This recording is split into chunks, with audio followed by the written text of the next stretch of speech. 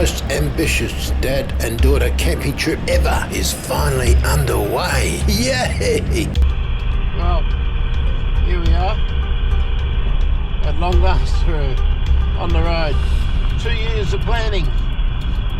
And here we go. It's Saturday morning. 12 past 8, so we're a little bit behind time, but you know what? Who cares? We're on holiday. And this is day one of a long trip ahead. So, yeah, looking forward to this. It's going to be a big one.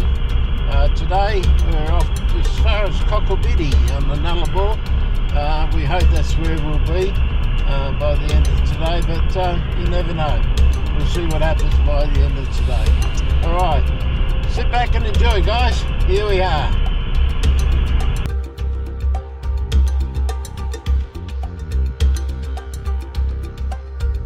Just under an hour south from Kalgoorlie, passed through the mining town of Mildura, which was home to WA's first ever nickel mine, developed way back in 1966 by Western Mining Corporation.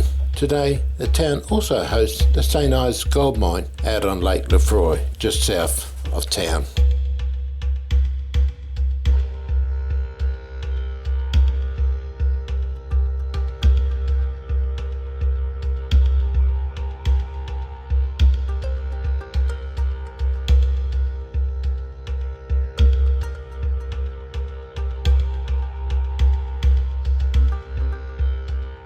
Our journey today takes us across the western edge of Lake Cowan with its unique and diverse ecosystem.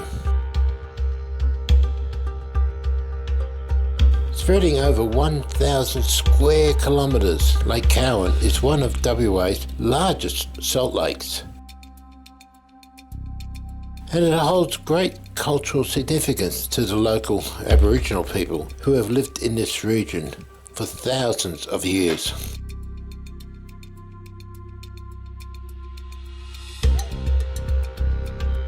On the southern banks of Lake Cowan, we stopped for a while at the old gold mining town of Norseman.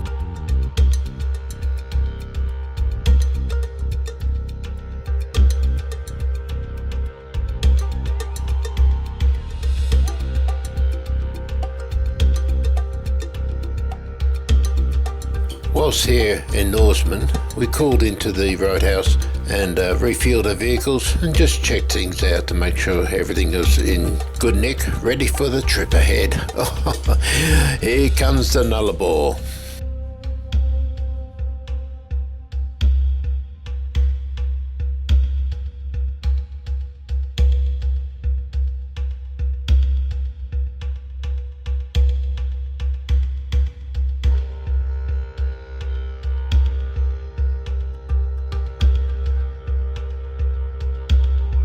Finally, we're on the air highway heading east. This is where the fun stuff really starts. Belladonna is the first roadhouse we come to as we head east on the air highway. It's well situated, just a couple of 100 k's from Norseman, and it has all of the amenities.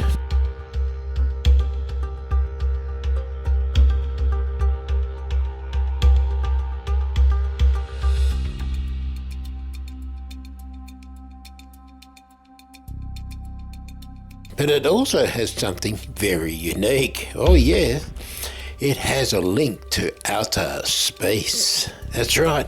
Can you remember back in 1978? Good old Skylab, the old space station that was circling around, came crashing down to Earth. While the Americans would turn around and say it's not going to hit land, it did. It came down just north of the Belladonna Roadhouse. And a newspaper in New York gave a challenge out and said, look, the first person to bring a piece of Skylab into their office in New York City will be given $10,000. And one lucky guy did just that. So there you go.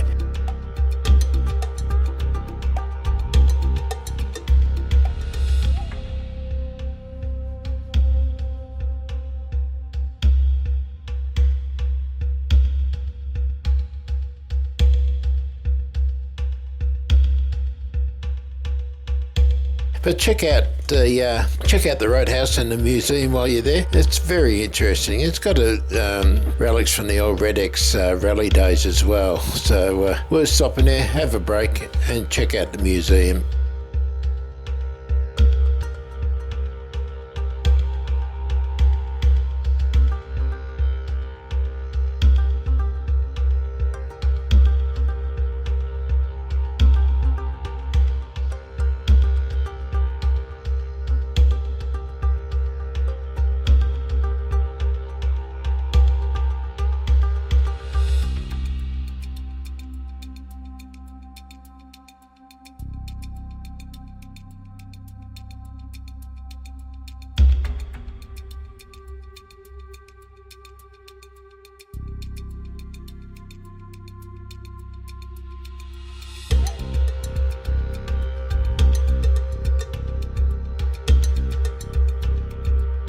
This is the Kajuna blowhole and is connected to one of many of the Nullarbor's underground cave systems.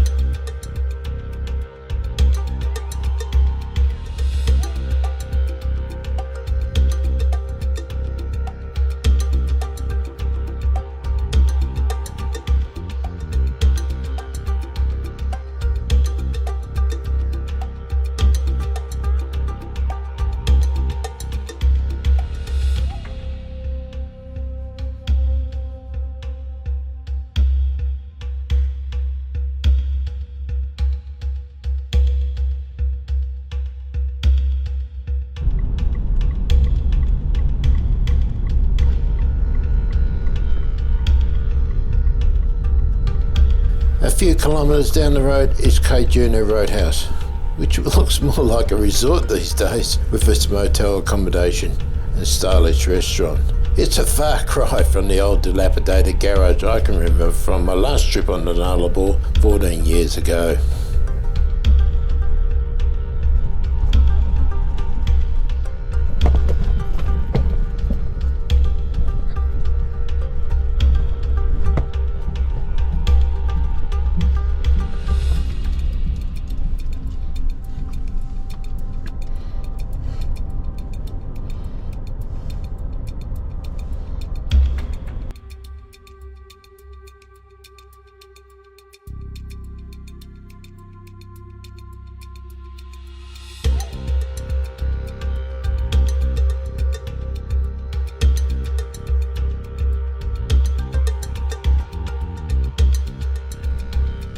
About an hour before our scheduled stop, we decided to set up camp and call it an early night.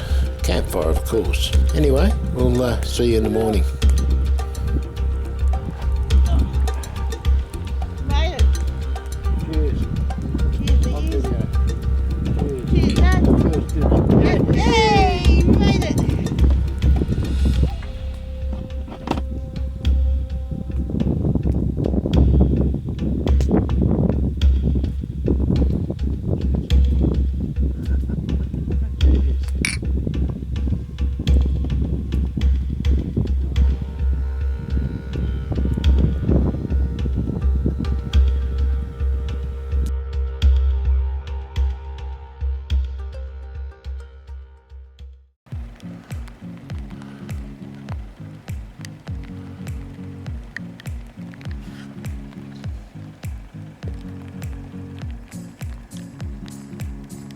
Day 2, and we are up early to make the most of our day. This morning we lose 45 minutes when crossing the border into South Australia. So after foregoing breakfast and choosing to pack early, we were back on the road. The weather. Well, it caught up with us with light rain and strong winds prevailing.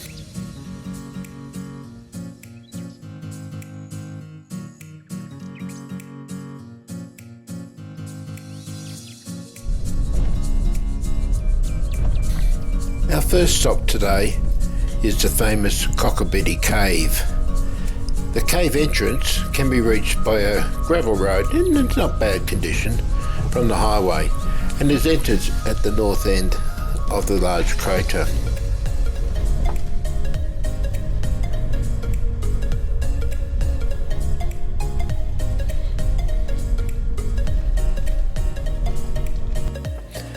The actual cave is approximately 6 kilometres long. That's about 3.7 miles in the old time, of which about 90% is underwater, making it one of the longest and most challenging cave dives on the planet.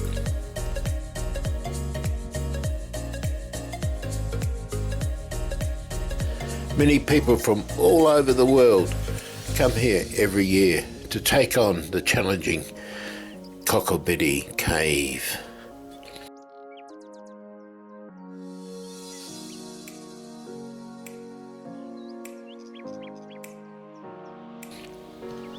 However, at the time we visited the cave, it was closed to the public due to recent collapses around the entrance, making things just a little bit hazardous.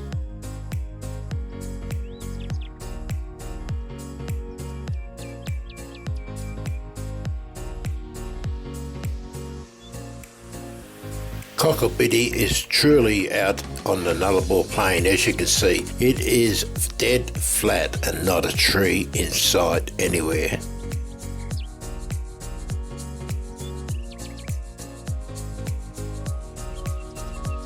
After driving about 90 kilometres from Cockabiddy, we came to the Mildura Pass, where the air highway drops sharply down onto the impressive road plain. At the top of the pass is a spacious area suitable for overnight camping, back away from the highway, but whilst offering expansive views across the local countryside.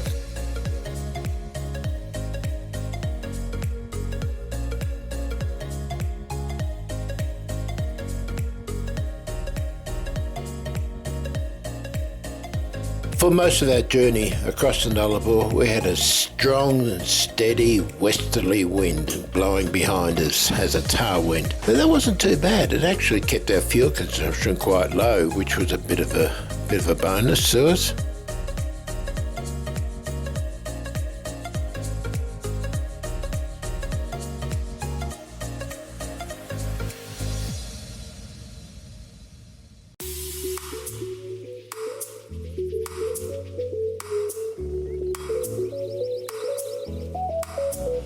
At the bottom of the pass is the well-appointed resort-style Mildura Roadhouse and Motel. It is where we stopped for the night on our return journey a few days later.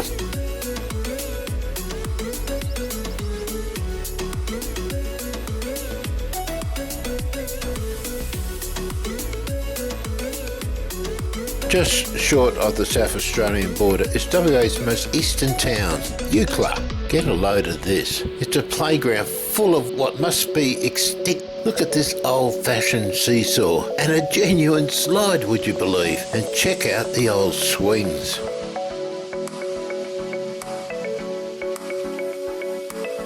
I'm sure playing on these antiques is probably frowned upon in our modern age. Many children would not know how to enjoy these relics from my childhood. They certainly brought back heaps of memories.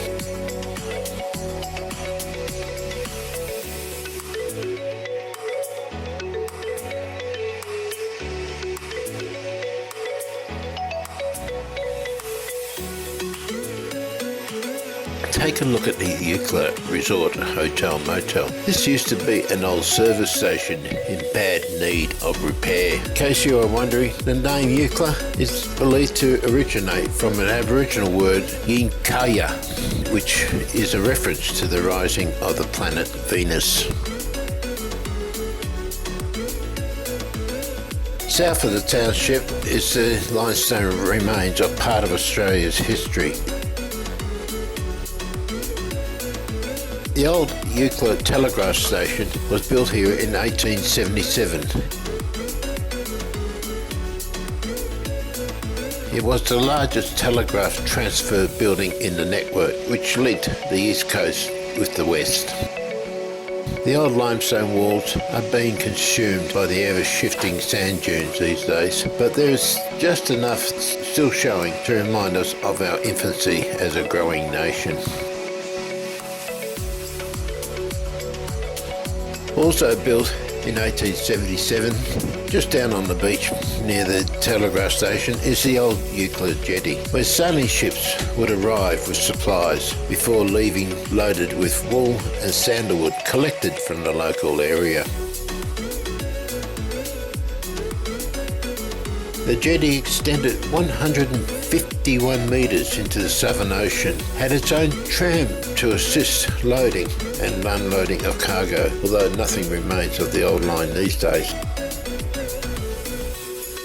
Enough relics from the jetty stand as a testament to the determination of our early settlers and their enduring battle to survive the harsh outback that is the Nullarbor Plain.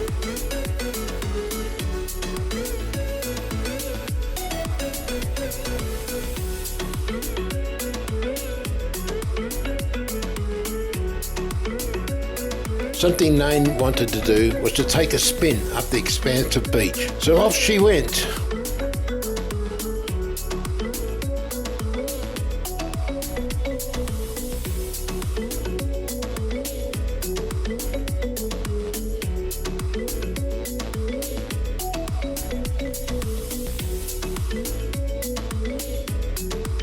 I showed off my Iron Man abilities on the jetty. Ha ha ha ha.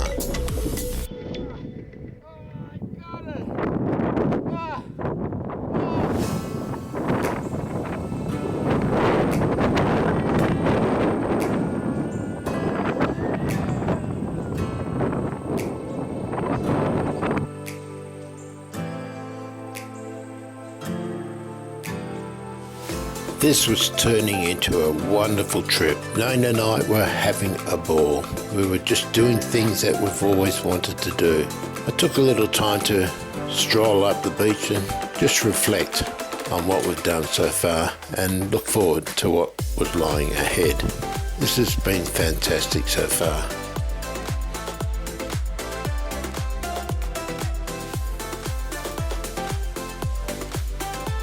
We enjoyed our time on the beach despite inclement weather conditions. It never gave up.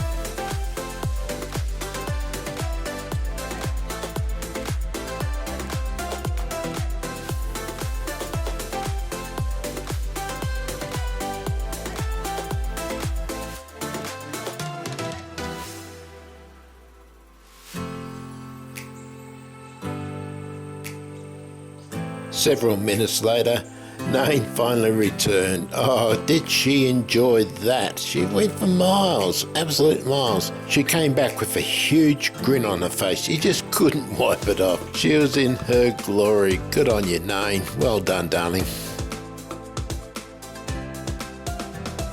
We crossed the border into South Australia, stopping briefly to get a photo of a giant kangaroo.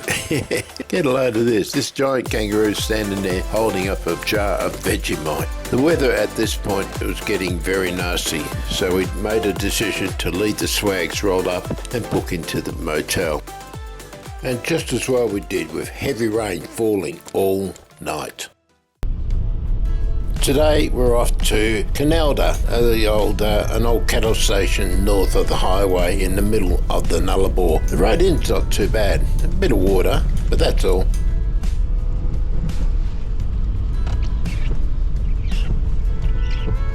Nain was in her element once on the dirt.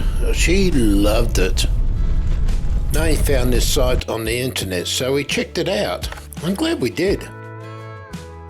Built in the 1930s, Mildura was originally a vast sheep station in the middle of the Nullarbor Plain, before becoming a roadhouse on the old air highway.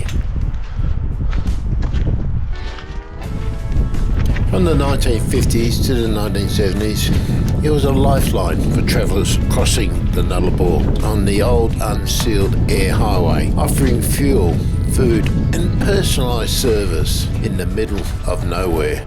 I wonder how expensive this is. Hey? Yes. Oh, look at this. Hey, the fuel. Wow. And drink it still like.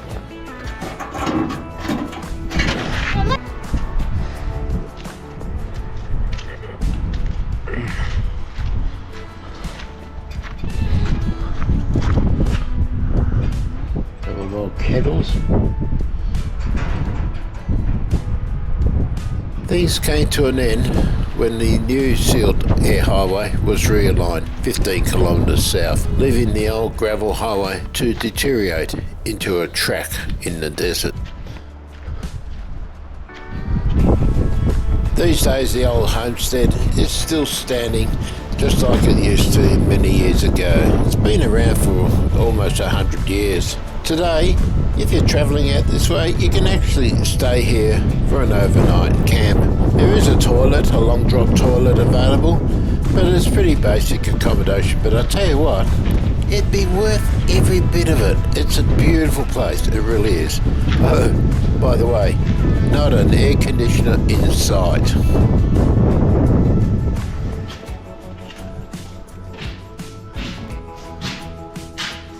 Wow.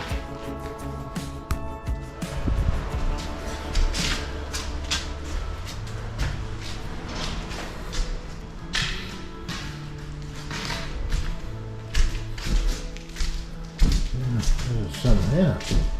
Look at this.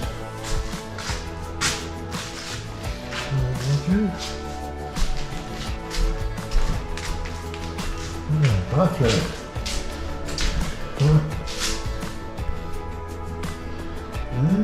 Shower. Yeah.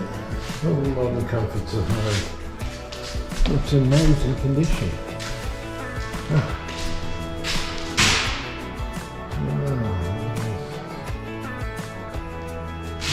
Everything here.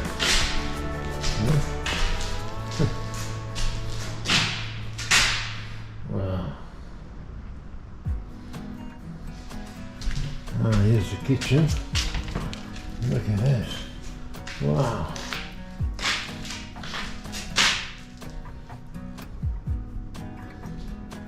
See, you've got that smell about it.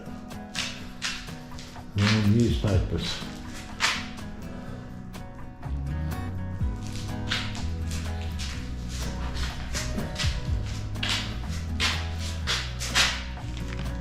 The advertiser, October 12th.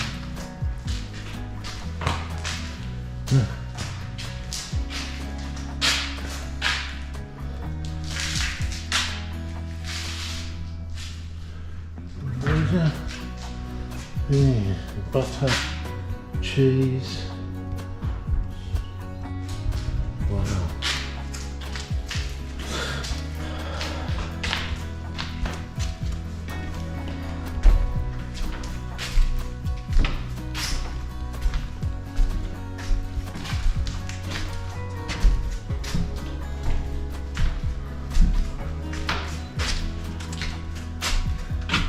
Amazing, isn't it? Yeah.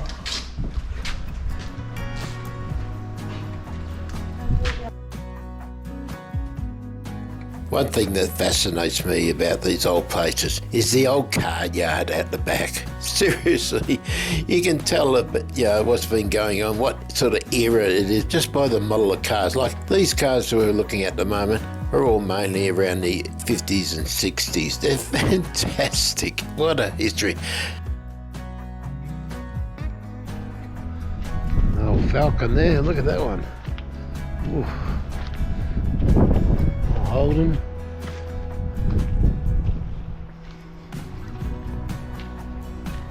Good old Holden Ute. Yeah. Look at that. Look, get a load of this. I bet you never expect to see a P76.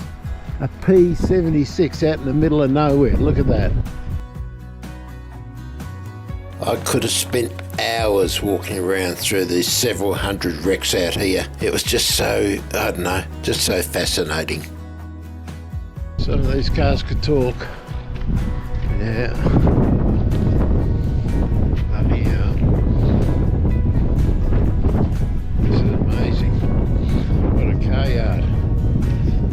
It's hard to believe that these used to be someone's pride and joy many years ago, and here they are, rusting away. Little Morris Mini, look at you.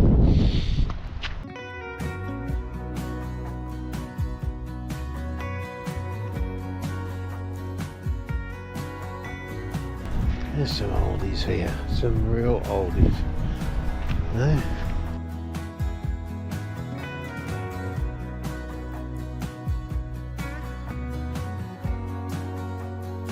Look at this. Yeah, look at this.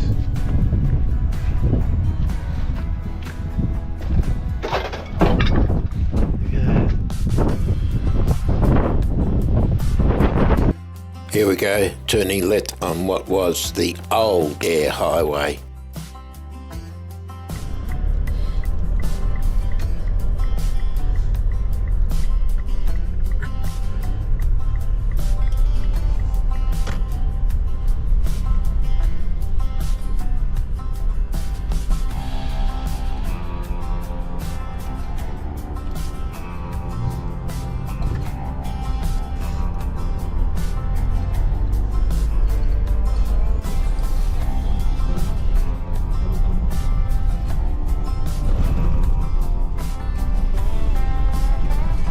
Believe it or not, this was actually the air highway for many years before the new bitumen highway was built about 16 kilometres to the south.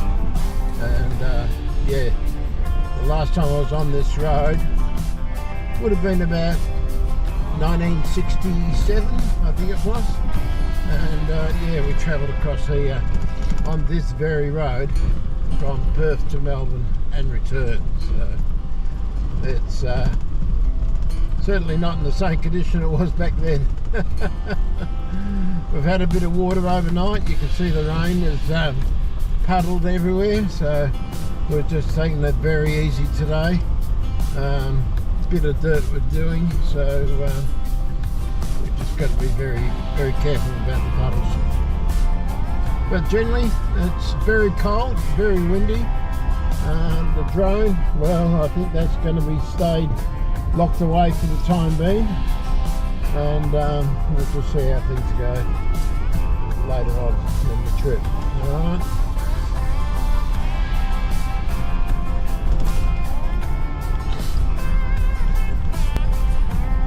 Oh boy, I've got some cleaning to do when I get back.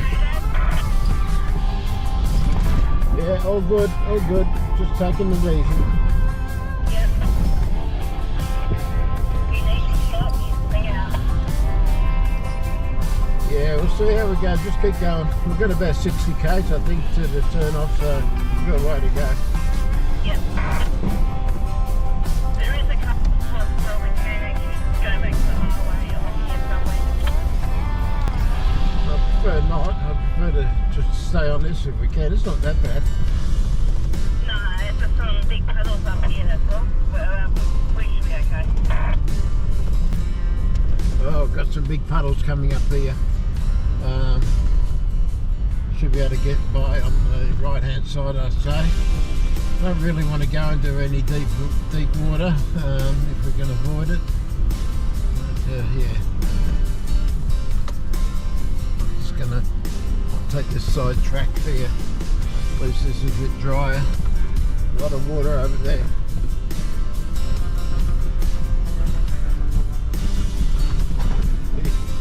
Look at that. As I said, we had quite a bit of rain overnight, so yeah, we just got to take things as they come, and if they get too bad then we'll just head back to the highway and forget about it. Ever since I was a child, I've always been fascinated by railways, anything trains. Yeah, I'm not quite a train spotter, but I do enjoy anything that's railways. And one place I've always wanted to visit is a remote community out on the Trans-Australian Railway line, and that's the community of Cook. We had the opportunity to visit Cook. Yes, it was great, it really was. Generally the road to Cook from the highway is in good condition, but after last night's rains there was a lot of flooding in several sections, slowing our journey down to a crawl in some places. Situated some 845 kilometres west of Port Augusta, Cook is now the changeover station for drivers on the Indian Pacific train and the 1.8 kilometre long freight trains which pass through the station several times a day. Established way back in 1917 on the Trans-Australian Railway, Cook was home to track and train maintenance crews and their families. It was really well populated at one stage. It even had its own school. However, with the invention of concrete sleepers and welded rail line, track crews have been made redundant. Technology means rolling stock require less attention, so the town's population has dropped to a dramatic 4 full-time workers. That's right, just 4. Oh, and the odd changeover crew as well. Cook is situated 106 kilometres north of the air highway, and it's also sitting on the straightest section of rail line in the world. Yes, in the world, at a distance of 478 kilometres without a single bend in it.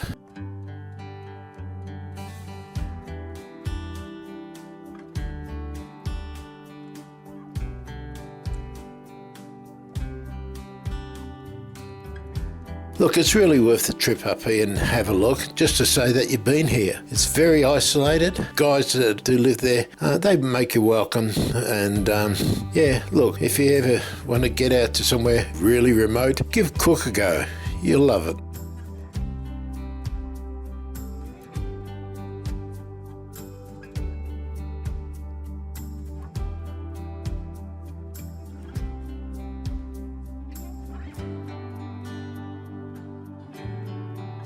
Overnight rain left us with a few challenges here and there, but it wasn't anything we couldn't handle. Nane kept saying, "Come on, we'll get to the bitumen." No, I'd rather be travelling out here. This is fantastic. This is God's own country. It's beautiful.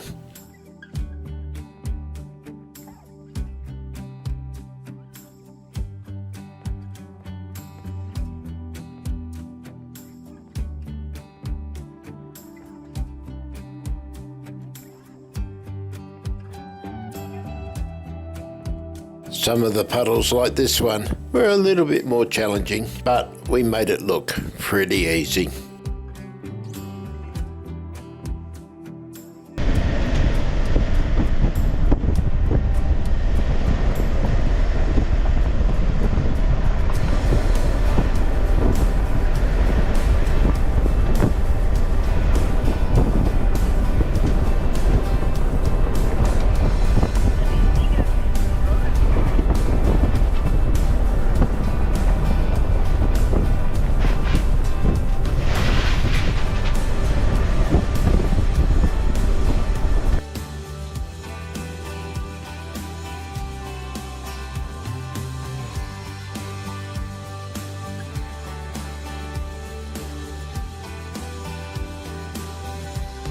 How would you be a Telstra technician having to come all this way out to check out this unit here? Their infrastructure is all over the place.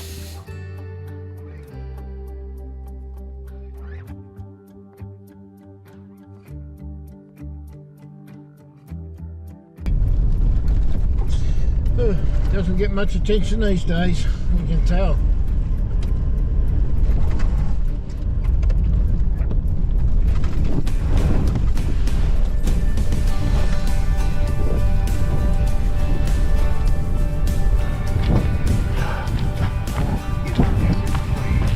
Find a campsite pretty quick.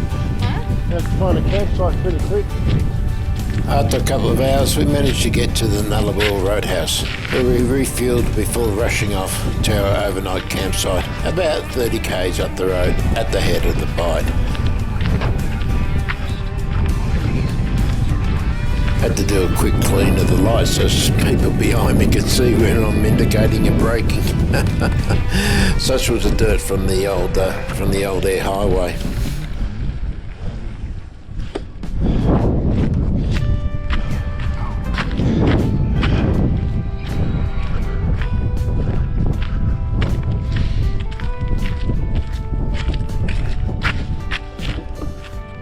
check out the old whale.